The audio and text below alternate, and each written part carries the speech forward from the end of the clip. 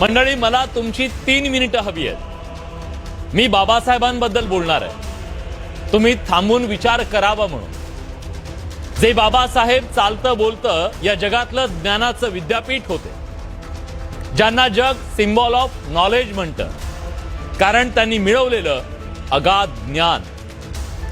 Babasaheb bachelor of arts होते, master of arts होते, master of science होते, बॅचलर ऑफ लॉज होते, डॉक्टर ऑफ फिलॉसॉफी होते, डॉक्टर ऑफ लॉज होते, doctor of science, doctor of literature, master of laws, MA in economics, MSc economics, MA in sociology, MSc in sociology, MA in history, MA in politics, MA in anthropology, MA in philosophy, MA in psychology, MA in public administration, MA in linguistics, MA in German, MA in English literature, MA in mathematics, MA in law and justice, MA in international laws, MA in sociology of religion, international economics, MA in economics of industry.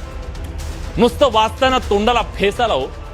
अशा 32 पदव्यांचा डोंगर शिरावर पेरणाऱ्या महामानवाच्या विद्येच्या समोर आज जग नतमस्तक होतं. बाबासाहेब म्हणजे विचारांचा महासागर.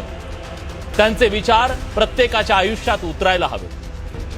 पण आज प्रश्न पडतोय, आपण त्यांच्या विचारापासून दूर जातोय का? हा प्रश्न विचारण्याचं कारण म्हणजे बाबासाहेबांच्या जयंतीचं बदलतं स्वरूप.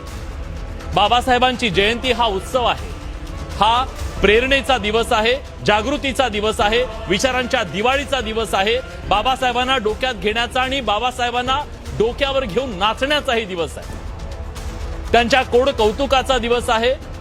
कुणाला ती भपकेबाजी वाटू शकते, पण ती हजारो वर्ष दाबून ठेवलेल्या मुक्ततेची अभिव्यक्ती आहे, स्वतःची व्हिज्युअल आयडेंटिटी आहे. त्यामुळे जोरदार सेलिब्रेशन होणं यात अजिबात गैर नाही. पण काही घटनांच्या बद्दल आपण सावध झालं पाहिजे. चंद्रपुरात डीजेवरून झालेल्या वादात हत्या झाली, इचलकरंजीत पोलिसांवर हल्ला झाला, मुंबईच्या वरळीत राडा झाला, छत्रपती संभाजीनगरमध्ये जयंतीच्या रॅलीत औरंगजेबाचे फोटो झळकले. हे सगळं नेमकं काय दर्शवतं? बाबासाहेब आणि औरंगजेबाचा संबंध काय? बाबासाहेबांनी दिलेल्या संविधानाचा मार्ग सोडून हिंसेचा मार्ग स्वीकारणाऱ्या हिडमाचं गौरवगान बाबासाहेबांच्या जयंतीत कोण आणि का घुसवतंय? जयंतीला फंडिंग करणाऱ्यांची गौरव गीतं का ऐकवली जात आहेत आणि त्याच्यावर समाजाला का नाचवलं जात आहे? हे प्रश्न आपल्या आत्मपरीक्षणासाठी आहे.